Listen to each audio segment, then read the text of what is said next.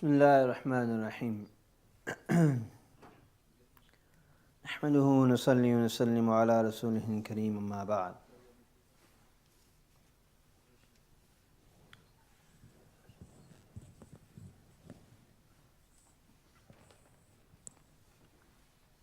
We in our previous dars mentioned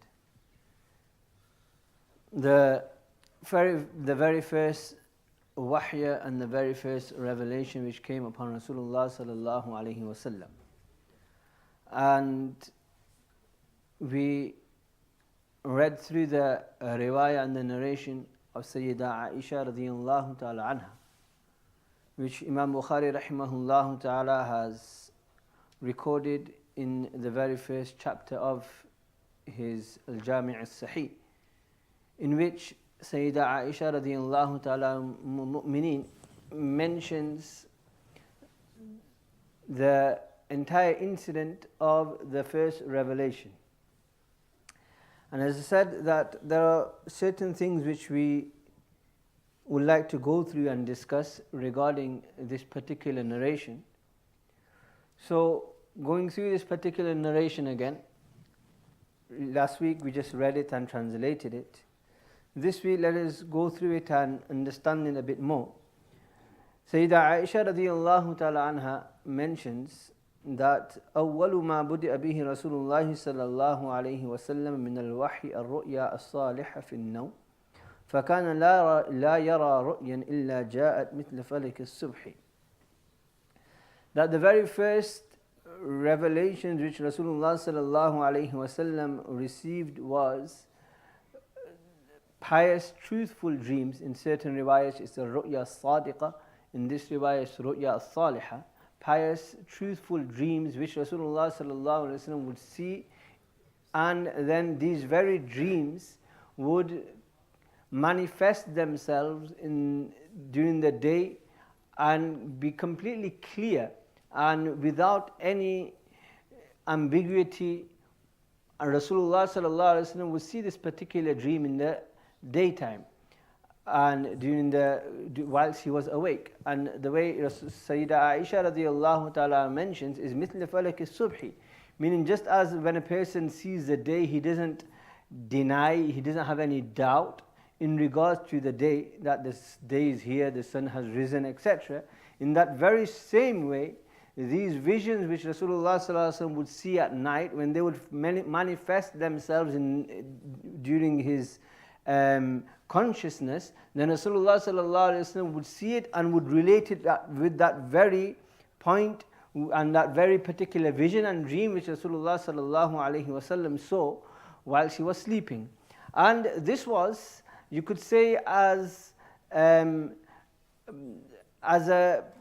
beginning for the actual wahi. This is what Rasulullah sallallahu alaihi wasallam saw prior to being given the actual wahi and revelation from Sayyidina Jibreel alayhi salatu wassalam and the very first ayat. Rasulullah sallallahu alaihi wasallam started to see these particular dreams, and this was Allah subhanahu wa ta'ala preparing Rasulullah sallallahu alaihi wasallam and preparing Rasulullah sallallahu alaihi wasallam for the actual wahi and the actual revelation. Just as before the actual day comes out and before the actual sun rises, light starts to form and it becomes, the subh sadiq takes place and the whiteness appears on the horizon. So similarly, before the actual wahy and the actual sun of nubuwah begins to rise, Allah subhanahu wa ta'ala would show these visions to Rasulullah sallallahu alaihi wasallam and these dreams to Rasulullah sallallahu alaihi wasallam. And what is wahi? Wahi is in reality where Allah subhanahu wa ta'ala informs His servants of the ghaib and the unseen. ذَلِكَ مِنْ أَنْبَاءِ الْغَيْبِ نُوحِيهَا إِلَيْكَ. Allah subhanahu wa ta'ala says that the knowledge of the unseen is what we are informing you of. Rasulullah sallallahu alaihi wasallam is talking about Jannah. Rasulullah sallallahu alaihi wasallam talks about Jahannam. Rasulullah sallallahu alaihi wasallam talks about the resurrection after death, the day of Qiyamah, etc. This is all ghaib, this is all hidden. And a Nabi is an individual. Naba is somebody is a very important piece of information. Naba is very important piece of information. Just a normal piece of information, you can't call it naba. That is called a khabar. A naba is a piece of information which is extremely important and very has great meaning to it. Allah subhanahu wa ta'ala says, عَمَّا يَتَسَاءَلُونَ عَنِ النَّبَإِ الْعَظِيمِ الَّذِي هُمْ فِيهِ مُخْتَلِفُونَ. So naba is like very important. That's why in modern Arabic as well, they say, breaking news as well. They say, like a naba. You use that as well for breaking news, etc. So, very important information. So Rasulullah sallallahu alaihi wasallam is going to be informed of very important things of the unseen. Okay, so Rasulullah sallallahu alaihi wasallam, that is what wahi is. So actual wahi, and the greatest form of, and the greatest way and manner of receiving these news is from a malak, and angel, Sayyidina Jibreel alayhi salatu wassalam. And Rasulullah sallallahu alaihi wasallam would also, just before he would actually get this actual wahi, Allah subhanahu wa ta'ala wanted to get him prepared and used to the news of the unseen. So Allah subhanahu wa ta'ala will inform him and through dreams the things of the unseen. So Rasulullah sallallahu alaihi wasallam, when he would get the actual wahi, then he wouldn't be surprised and taken aback, and he wouldn't be completely overwhelmed. Because even when we see in the narration that we read last week, now when Rasulullah sallallahu alaihi wasallam received the actual wahi, even that time and that moment Rasulullah sallallahu alaihi wasallam was overwhelmed. But this was after Rasulullah sallallahu alaihi wasallam received a ru'ya as-salihah. So if Rasulullah sallallahu alaihi wasallam wasn't to receive this ru'ya as-salihah, then Rasulullah sallallahu alaihi wasallam would become even more overwhelmed, and he would be completely taken aback and perplexed at what is this situation. So Allah subhanahu wa ta'ala sent these ru'ya as-salihah. And a ru'ya as-salihah was a form of wahi. When we go, and inshallah maybe later on we may discuss the different types of wahi which came to Rasulullah sallallahu alaihi wasallam and how the wahi would come to Rasulullah sallallahu alaihi wasallam. We'll discuss inshallah maybe a little bit that. Nevertheless, Rasulullah sallallahu alaihi wasallam would see these visions, and then these visions he would then see manifest in front of him during his consciousness and whilst he's awake. So in this manner, Rasulullah sallallahu alaihi wasallam was being prepared, and Rasulullah sallallahu alaihi wasallam was getting used to this, and he was kind of like seeing things manifest in front of him which weren't supposed to happen and which were extraordinary. So Allah subhanahu wa ta'ala prepared him for this. Along with this, Sayyida Aisha radiyallahu ta'ala anha further states that ثُمَّ حُبِّبَ إِلَيْهِ الْخَلَاء فَكَانَ يَخْلُو بِغَارِ حِرَاءٍ فَيَتَحَنَّثُ فِيهِ. She says that ثُمَّ حُبِّبَ إِلَيْهِ الْخَلَاء. Solitude became beloved to Rasulullah sallallahu alaihi wasallam. Solitude became beloved to, not Rasulullah sallallahu alaihi wasallam started to love solitude. Solitude became beloved. Hubbiba ilayhi al-khala. Meaning, it was the divine decree of Allah subhanahu wa ta'ala that Allah subhanahu wa ta'ala put and instill within the heart of Rasulullah sallallahu alaihi wasallam that you need to isolate yourself. And you need to move away from society. And you need to go into solitude where you can go away from society, and away from society you can be safeguarded from the evils and the fitan and the shar of society. And this is something which we see happened when the people of the cave as well. Allah subhanahu wa ta'ala mentions regarding the people of the cave that when they all moved away from the society, they all happened to meet one another. It wasn't pre-planned or anything. They didn't know each other from before. One went out, another went out, another went out, another went out. Why are you here for? We don't like what's happening in our community. So Allah subhanahu wa ta'ala says, وَإِذَا اعْتَزَلْتُمُوهُ وَمَا يَعْبُدُونَ مِن دُونِ اللَّهِ فَأْوُوا إِلَى الْكَهْفِ. then Allah subhanahu wa ta'ala says that when they said amongst each other, that look, once we have now gone away from society, let us go into a cave, and inshallah, Allah subhanahu wa ta'ala will shower us with His mercy there. Allah subhanahu wa ta'ala will bless us over there. So this solitude and going away from society is something which is commended in Sharia, in the sense that not complete isolation, or like some communities or some religions do, that they become, monks and completely isolate themselves from society. No, what it means is that when we feel that the mahol and the environment is not so good, then come into a good environment. Come into an environment which is free and pure from this type of filth and from this type of indecency and immorality. That is why Rasulullah sallallahu alaihi wasallam would sit in i'tikaf in the month of Ramadan as well. Rasulullah sallallahu alaihi wasallam would sit in i'tikaf during the month of Ramadan. Why? Because he, in the masjid, in the mahol of the masjid, and other people would be sitting. So it's not complete isolation or seclusion, but in the mahol, in a pure environment, a person gets to engage themselves with the Creator. A person gets to interact with the Creator. Rasulullah sallallahu alaihi wasallam was told this in the Quran. Allah subhanahu wa ta'ala says that فَإِذَا فَرَغْتَ فَانْصَبْ وَإِلَىٰ رَبِّكَ فَارْغَبْ. Allah subhanahu wa ta'ala mentions in another place, إِنَّ نَاشِئَةَ اللَّيْلِ هِيَ أَشَدُّ وَطْئًا وَأَقْوَمُ قِيلًا إِنَّ لَكَ فِي النَّهَارِ سَبْحًا طَوِيلًا وَاذْكُرِ اسْمَ رَبِّكَ وَتَبَتَّلْ إِلَيْهِ تَبْتِيلًا. That, Ya Rasulullah, Allah subhanahu wa ta'ala is mentioning to Rasulullah sallallahu alaihi wasallam that, oh my beloved Prophet, during the day you're very busy, you're engaging with the people, you calling them, inviting them towards me, towards Islam, towards their success, etc. But once you have finished this, then during the night there should be a time between only me and you. Only me and you. فَإِذَا فَرَغْتَ فَانْصَبْ وَإِلَىٰ رَبِّكَ فَارْغَبْ.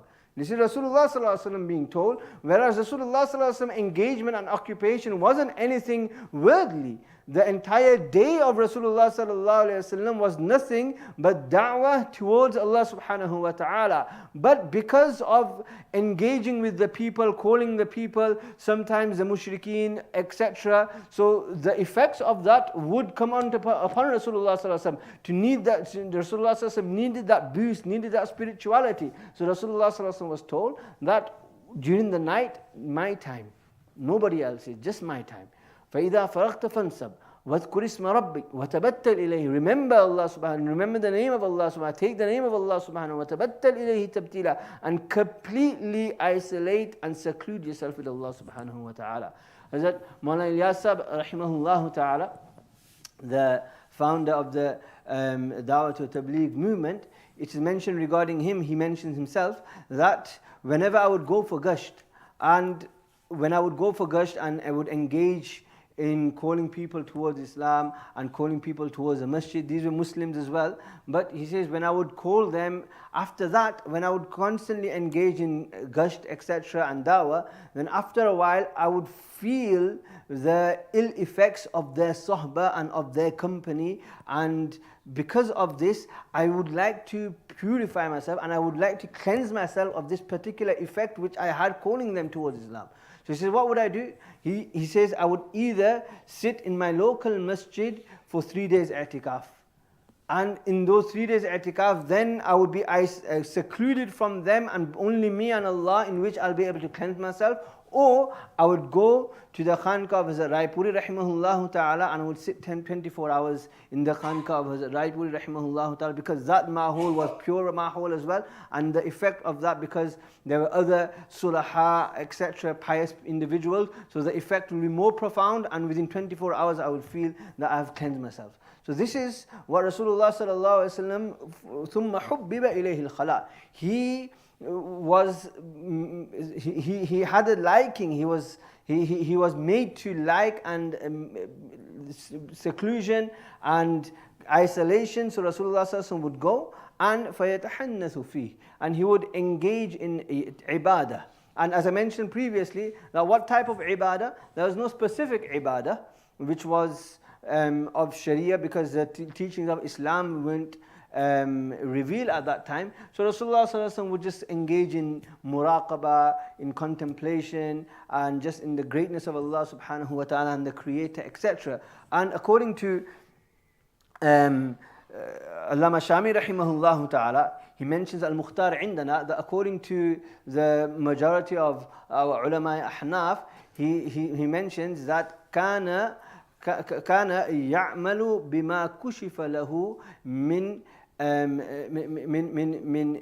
الكشف من شريعة إبراهيم.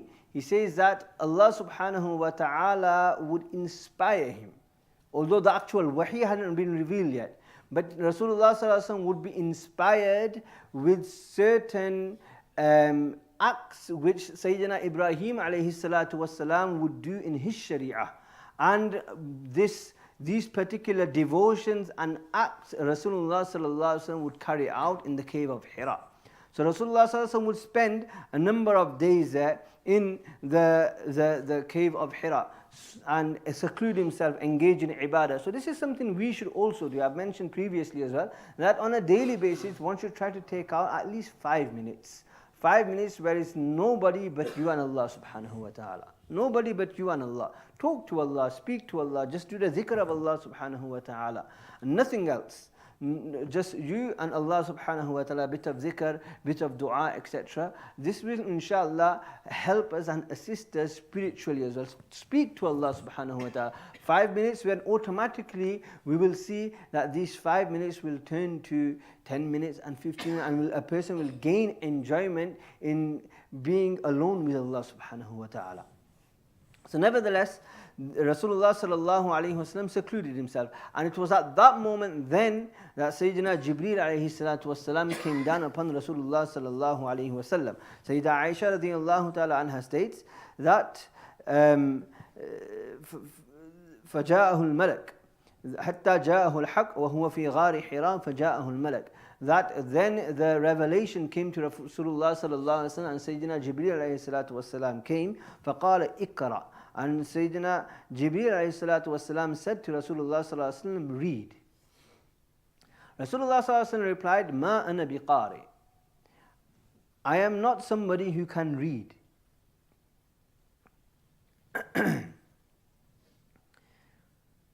So then Sayyidina Jibreel alayhi salatu wasalam took hold of Rasulullah sallallahu alayhi wasallam, فأخذني فغطني حتى بلغ مني الجهد.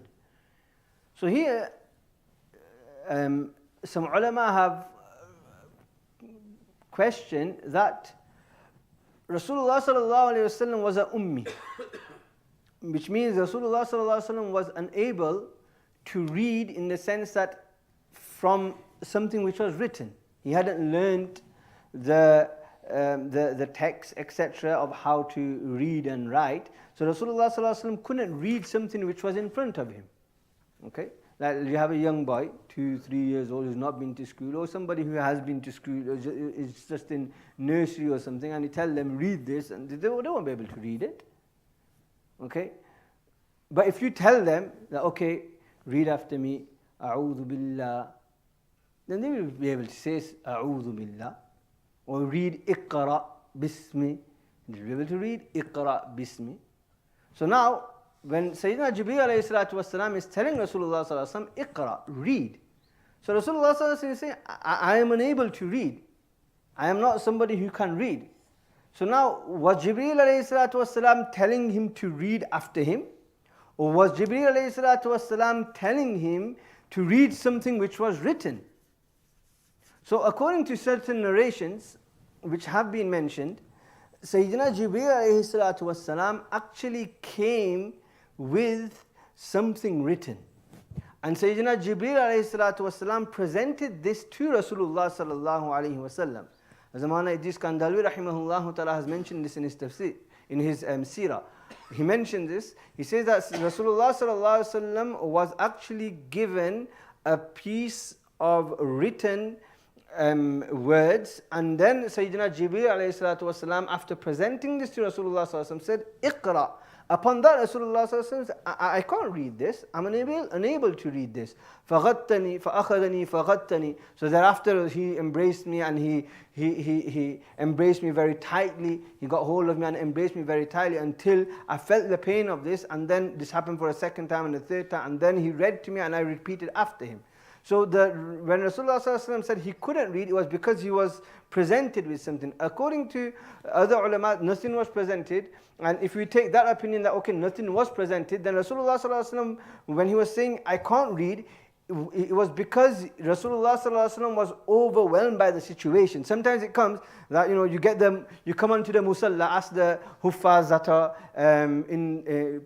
read Taraweeh. Sometimes the first Taraweeh, you're shaking and just like, yeah, Alhamdulillah, and you shake and you know your suratul, sometimes you get mistakes in, Amma Para or something, and you're shaking and you just can't read, you just cannot go forward. Why? Because you're overwhelmed by that particular situation and that scenario which you find yourself in. So Rasulullah had never seen an angel, and as I said previously, that this was one of the few times. Only twice Rasulullah saw Jibreel alayhi salatu wassalam in his actual form. So he was in his actual form, so he was completely overwhelmed. So in that, he's like, read after me. So he's like, I can't read. I just can't read it. So then Rasulullah was taken by Jibreel alayhi salatu wassalam and squeezed. And the ulama state that this squeezing and the embracing from Jibreel alayhi salatu wassalam was in reality a spirituality which was being transitioned from him into Rasulullah sallallahu alaihi wasallam. And Rasulullah sallallahu alaihi wasallam his spirituality was building through that sohbah and that embracing of Sayyidina Jibreel alayhi salatu wassalam. So once it happened, he told him to read. He says, I still can't. Again, he embraced him. More spirituality Rasulullah sallallahu alaihi wasallam excelled in. He says, I still can't read. Then a third time he embraced him, and even more spirituality came into Rasulullah sallallahu alaihi wasallam. And then Sayyidina Jibreel alayhi salatu wasallam said, read Iqra bismi rabbika alladhi khalaq. And then Rasulullah sallallahu alaihi wasallam was at that level of spirituality now, and he now had the ability to take the words of wahy upon him and read the words of wahy, which were the actual words of Allah subhanahu wa ta'ala. Because the wahy isn't something which is very, very insignificant. Because Allah subhanahu wa ta'ala himself states, لَوْ أَنزَلْنَا هَذَا الْقُرْآنَ عَلَى جَبَلٍ لَرَأَيْتَهُ خَاشِعًا مُتَصَدِّعًا مِنْ خَشْيَةِ اللَّهِ. If this Qur'an was to be revealed on a mountain, then this mountain will crumble and will not be able to hold these words of the actual wahy and the Qur'an. So how would the heart of Rasulullah sallallahu alaihi wasallam be able to comprehend this? So that is why the spirituality was given to Rasulullah sallallahu alaihi wasallam. It is mentioned that once at times Rasulullah sallallahu alaihi wasallam, Aisha radiyallahu ta'ala states that he would receive the wahy وَهُوَ فِي يَوْمٍ شَدِيدِ الْبَرْدِ وَهُوَ يَتَفَسَّدُ عَرَقًا. It would be a very extremely bitter cold day, but the wahy would start and the Rasulullah sallallahu alaihi wasallam would start to sweat because of the wahy. Rasulullah sallallahu alaihi wasallam would be sitting on a camel, and a camel are known as Safinatul Bar, the ships of the land. Why? Because of the amount of load a camel can carry so much load. But Rasulullah sallallahu alaihi wasallam would be on the camel, the wahy would commence, and the camel would not be able to stand up, and the camel would sit down. Once Sayyidina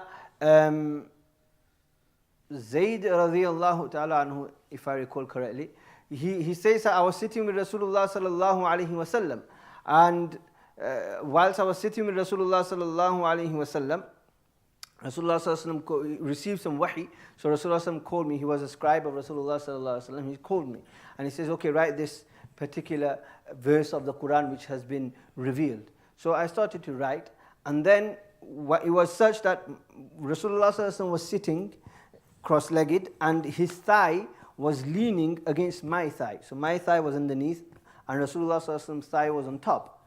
And at that moment, wahy came again. Wahy came again, And just 3 words, غَيْرُ أُولِي الضَّرَرِ, just 3 words were revealed. But he says, Sayyidina Zayd, if I recall correctly, he says that when the wahi commenced, then there was so much weight upon Rasulullah sallallahu alaihi wasallam that my thigh, which was resting under the thigh of Rasulullah sallallahu alaihi wasallam, experienced it, and I thought that my leg would snap in two and would be crushed to pieces. That is the weight of the wahy and the revelation of the words of Allah subhanahu wa ta'ala. That is why some ulama have mentioned that if this is the case, then how is it that all these young children and us, people memorize verses of the Quran and become full huffaz? So he says that it is in reality the heart of Rasulullah sallallahu alaihi wasallam which has taken the full brunt of and which is the main pillar in upholding the wahi, and everybody else is then just under the canopy of Rasulullah sallallahu alaihi wasallam, and he just blessed through the barakah of Rasulullah sallallahu alaihi wasallam. So Rasulullah sallallahu alaihi wasallam's heart is the one who held the actual weight of the wahi, and everybody else was blessed with not lifting that particular weight. So nevertheless, the narration does carry on, and inshallah we'll discuss regarding the actual first words of wahi, Iqra bismi rabbika alladhi khalaq, inshallah next week. Allah subhanahu wa ta'ala grant us the ability to understand the weight of this wahi, this revelation, which is the foundation of our deen. And that is why the very first attack which is made from the mustashriqeen and the orientalists and those who are opposed to Islam is upon either the Quran or upon Rasulullah sallallahu alaihi wasallam and his seerah and his teachings. Why? Because this is what is the foundation of our deen, the Quran and the Sunnah of Rasulullah sallallahu alaihi wasallam. That is why they always try to criticize, try to find flaws, try to find deficiencies within the Quran and the Sunnah. But alhamdulillah, our ulama have very beautifully articulated the arguments and responded to them, and many books have been written in this regard. We need to understand the beauty of this Quran which Allah subhanahu wa ta'ala has blessed us with, and connect ourselves to the Quran and the Sunnah of Rasulullah sallallahu alaihi wasallam, along with the Seerah of Rasulullah sallallahu alaihi wasallam. Wa akhiru da'wana alhamdulillahi rabbil alameen, wa sallallahu ta'ala khayra khalqi Muhammadin wa ala alihi wa sahbihi ajma'in. بسم الله الرحمن الرحيم. سلام على عباده الذين اصطفى، سلام على المرسلين. اللهم صل على محمد وعلى آل محمد وانزله المقعد المقرب عند اللهم رب هذه الدعوة القائمة والصلاة النافعة. صل على محمد وارض عني رضا لا رزقة بعده أبدا. اللهم صل على محمد عبد ورسوله، وصل على المؤمنين والمؤمنات والمسلمين والمسلمات. اللهم صل على محمد وعلى آل محمد وبارك على محمد وعلى آل محمد وارحم محمدا وعلى محمد كما صليت وباركت ورحمت على إبراهيم وعلى آل إبراهيم إنك حميد مجيد. اللهم صل على محمد وعلى آل محمد كما صليت على آل إبراهيم إنك حميد مجيد. اللهم بارك على محمد وعلى آل محمد كما باركت على آل إبراهيم إنك حميد مجيد. اللهم صل على محمد وعلى آل محمد كما صليت على آل إبراهيم إنك حميد مجيد. وبارك على محمد وعلى آل محمد كما باركت على آل إبراهيم إنك حميد مجيد. اللهم صل على محمد وعلى آل محمد كما صليت على إبراهيم إنك حميد مجيد. اللهم بارك على محمد وعلى آل محمد كما باركت على إبراهيم إنك حميد مجيد. اللهم صل على محمد وعلى آل محمد كما صليت على إبراهيم وعلى آل إبراهيم إنك حميد مجيد. وبارك على محمد وعلى آل محمد كما باركت على إبراهيم إنك حميد مجيد. اللهم صل على محمد وعلى آل محمد كما صليت على إبراهيم وبارك على محمد وعلى آل محمد كما باركت على إبراهيم إنك حميد مجيد.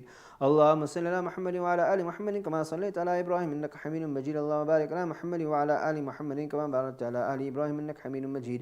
اللهم صل على محمد وعلى آل محمد كما صليت على آل إبراهيم وبارك على محمد وعلى آل محمد كما باركت على آل إبراهيم في العالمين إنك حميد مجيد. اللهم صل على محمد وأزواجه وذريته كما صليت على آل إبراهيم وبارك على محمد وأزواجه وذريته كما باركت على آل إبراهيم إنك حميد مجيد. اللهم صل على محمد وعلى أزواجه وذريته كما صليت على آل إبراهيم وبارك على محمد وعلى أزواجه وذريته كما باركت على آل إبراهيم إنك حميد مجيد. اللهم صل على محمد النبي وأزواج أمهات المؤمنين وذريته وأهل بيته كما صليت على إبراهيم إنك حميد مجيد. اللهم صل على محمد وعلى آل محمد كما صليت على إبراهيم وعلى آل إبراهيم وبارك على محمد وعلى آل محمد كما باركت على إبراهيم ترحم على محمد وعلى آل محمد كما ترحمت على إبراهيم وعلى آل إبراهيم. اللهم صل على محمد وعلى آل محمد كما صليت على إبراهيم وعلى آل إبراهيم إنك حميد مجيد. اللهم بارك على محمد وعلى آل محمد كما باركت على إبراهيم وعلى آل إبراهيم إنك حميد مجيد. اللهم ترحم على محمد وعلى آل محمد كما ترحمت على إبراهيم وعلى آل إبراهيم إنك حميد مجيد. اللهم تحنن على محمد وعلى آل محمد كما تحننت على إبراهيم وعلى آل إبراهيم إنك حميد مجيد.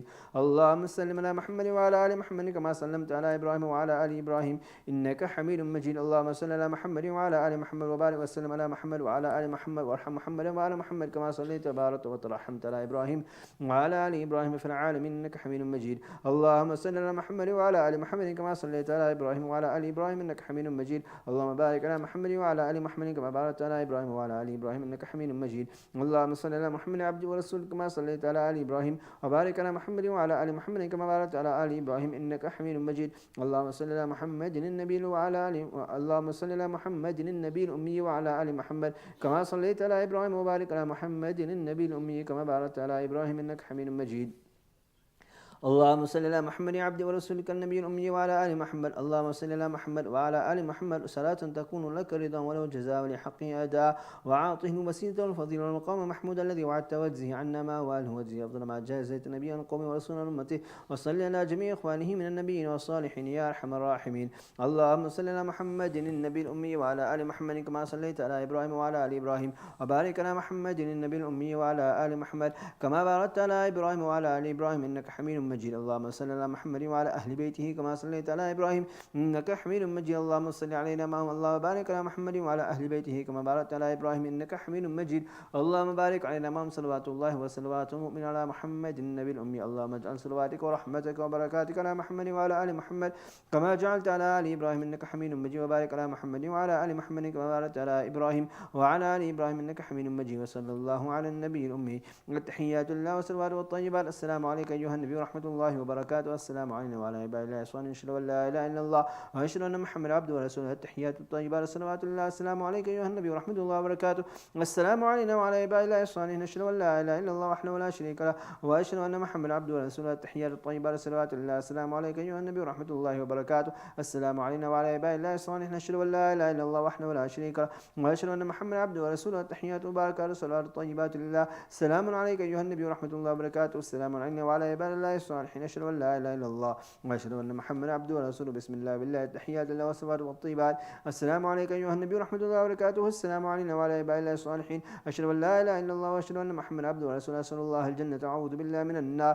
التحيات لله الزاكيات لله الطيبات صلوات الله. السلام عليك أيها النبي ورحمة الله وبركاته. السلام علينا وعلى عباد الله الصالحين. أشهد أن لا إله إلا الله وأشهد أن محمد عبده ورسوله. بسم الله بالله. خير اسماء التحية الطيبة صلوات الله. أشهد أن لا إله إلا الله وحده لا شريك له وأشهد أن محمد عبده ورسوله. أرسله بالحق بشيرا ونذيرا وأن الساعة آتية لا ريب فيها. السلام عليك أيها النبي ورحمة الله وبركاته. السلام علينا وعلى عباد الله الصالحين. اللهم اغفر لي واهدني. التحية الطيبة والصلوات من كل الله. السلام عليك أيها النبي ورحمة الله وبركاته. بسم الله. التحيات لله صلوات الله الزاكيات لله. السلام على النبي ورحمة الله وبركاته. السلام علينا وعلى عباد الله الصالحين. شهدت أن لا إله إلا الله. شهدت أن محمد رسول الله. التحيات الطيبات الصلوات الزاكيات لله.